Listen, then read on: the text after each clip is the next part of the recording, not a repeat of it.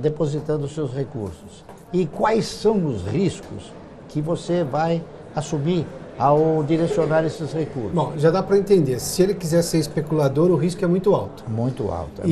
E exige uma especialização e conhecimento muito grande. Exatamente. Eu ia agora dizer exatamente isso.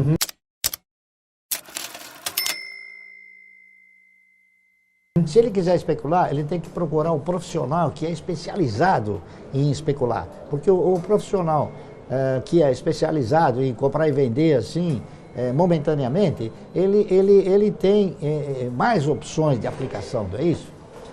E outra, ele vai sempre direcionar os recursos para uma gama pequena de papéis, que são os papéis que têm o quê? Maior índice de liquidez, assim como, vou dar exemplo, Petrobras, Banco do Brasil, Vale do Rio Doce, alguns bancos, como o Bradesco, como o Itaú, como a Itaúsa, como a Usiminas, entendeu? Esses papéis que têm um movimento de compra e venda muito mais acelerado, e nesses papéis é que ele vai, então, ser induzido e seduzido a especular. Por quê? Porque se ele for pegar papéis de investimento, ele não vai ter condições de especular. Então, alguém vai ter que direcioná-los para esse sentido. Eu diria o seguinte, com certeza ele vai perder, ao longo do tempo ele vai perder. Porque só há uma trajetória no mercado que possibilita você obter resultados satisfatórios. É você investir no longo prazo e você sentimentalizar a parceria com aquilo que você investe. Com o papel daquela empresa, por exemplo. Com o papel daquela empresa. Eu até recomendo o seguinte, não se considere um acionista minoritário, considere-se um pequeno dono. Porque você, como um acionista minoritário, você pode até ser seduzido a vender ações. Como pequeno dono, você vai imitar quem? O grande controlador ou o dono, você não vai vender. Vamos lá então. Então tem uma diferença. Um acionista minoritário é um conceito que você acha que você não manda nada ali, você pode vender logo a ação. Isso, exatamente. Você pode se sentir seduzido a vender, para usar a sua expressão. Exatamente. Se você se sentir um pequeno dono... Você vai ser um parceiro, tá entendendo? E aí você vai olhar e acompanhar o movimento da empresa. Exatamente. E aí nós estamos falando já de dividendos ao longo de cada 6 meses ou um ano, dependendo do tipo da empresa. E lá na frente, se aquele papel subir bastante, aí você pode vender, é isso? Que daí eu diria o seguinte, eu diria que mesmo às vezes um papel evoluindo no seu preço, você tem que examinar o quê? Se ele evoluiu também na distribuição de dividendos. Então, se houve compatibilidade nas duas caminhadas, ou seja, se ele evoluiu na cotação e se ele evoluiu também na distribuição de resultados. Mas isso é uma conta simples? Subiu 20% o preço de uma ação? É simples, é só o dividendo precisa ser 20% maior não, também? Não precisa ser 20% maior. Ele pode ter o quê? Ele pode ser compatível, tá entendendo? Ele pode ser, a gente olha muito para o yield. O yield é o benefício que você tem, é aquilo que seria os juros. Em ações é o yield, é a relação de ganho que você tem na proporção do seu custo. Então você tem, por exemplo, você compra um papel a R$1 e você tem 10% de dividendos, o yield você tem 10 centavos de dividendo, o yield é 10%. Então, você tem também no mercado alguma coisa que é o quê? Que é o yield projetivo.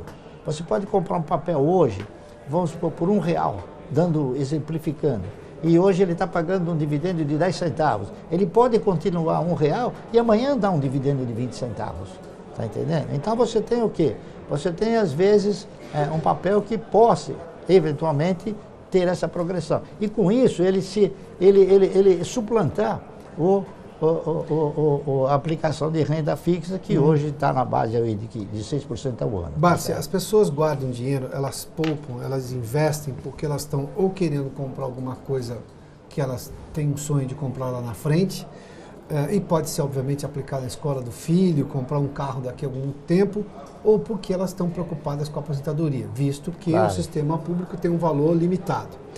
Dá para pensar em ações no longo prazo como um retorno de aposentadoria lá na frente? Dá, perfeitamente. Este é o pensamento que deve pairar sobre o indivíduo que ingressa no mercado de ações. Mas aí nós precisamos... esse é investidor de longo prazo. Ele está pensando... Esse é um investidor de longo prazo. Ele tem que procurar o quê? Um profissional que tenha essa direção no mercado. Tá certo? que é para ele poder ter o quê? Para ele poder ter as empresas necessariamente avaliadas. Que é mais a sua escola, vamos deixar isso claro. É a sua escola. Que é o meu perfil. É a sua tese de defesa de investimento em ações, não é? Exatamente.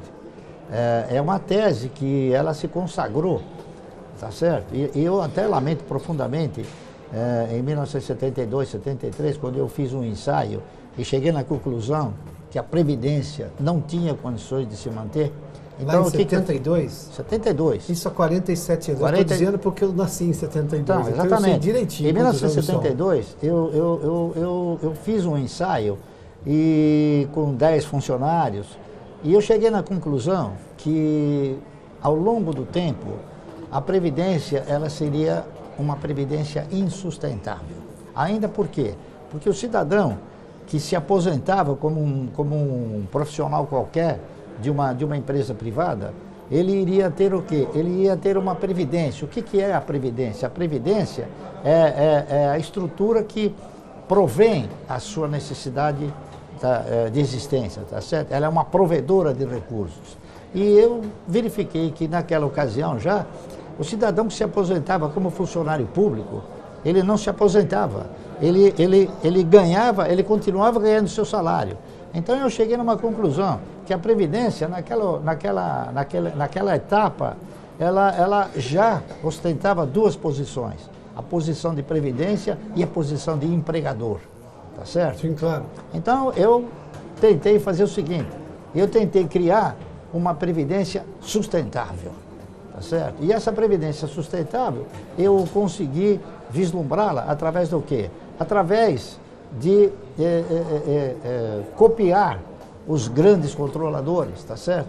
Que eles sempre teriam, através da participação nos lucros, através das ações, eles sempre teriam uma renda mensal.